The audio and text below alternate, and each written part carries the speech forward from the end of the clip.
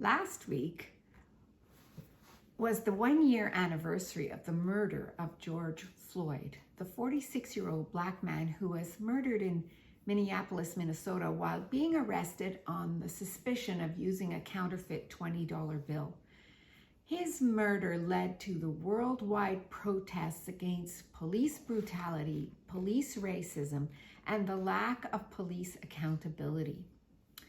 This weekend, news outlets reported the finding of 215 bodies of children in unmarked graves at a former BC residential school site. This has reopened wounds of the many Indigenous men and women who were forcibly taken away from their families only to experience horror and abuse and fear and so much more. Then yesterday in my devotional day planner by the Canada Bible League, the verse for the day was Genesis 1:26.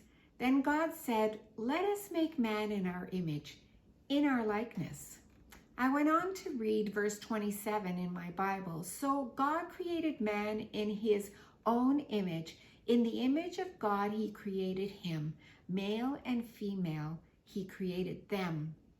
And the comment that followed in the devotional day planner was this: being made in God's image means each human being has dignity, responsibility, and a capacity to mirror the Creator.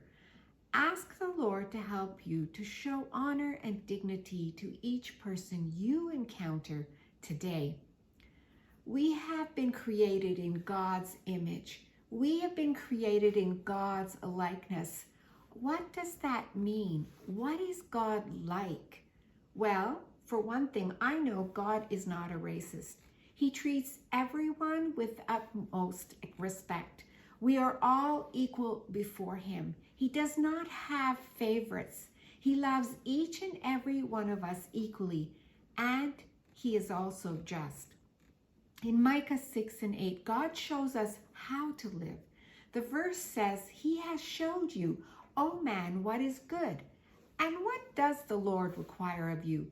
To act justly, and to love mercy, and to walk humbly with your God." To act justly is to act fairly towards one another and to be honest in our dealings with one another. To love mercy is to show genuine compassion and kindness to one another.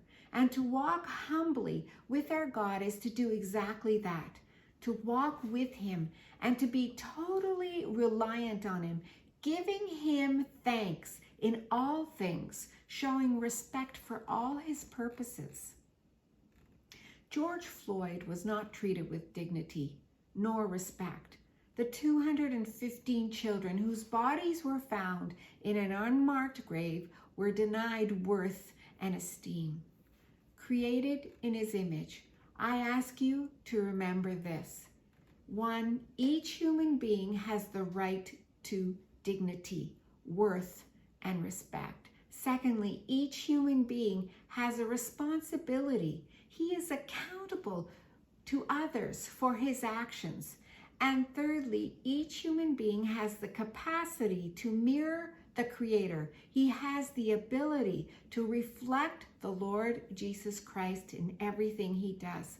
So as you go out today, be mindful of those you come in contact with and show dignity and honor to all.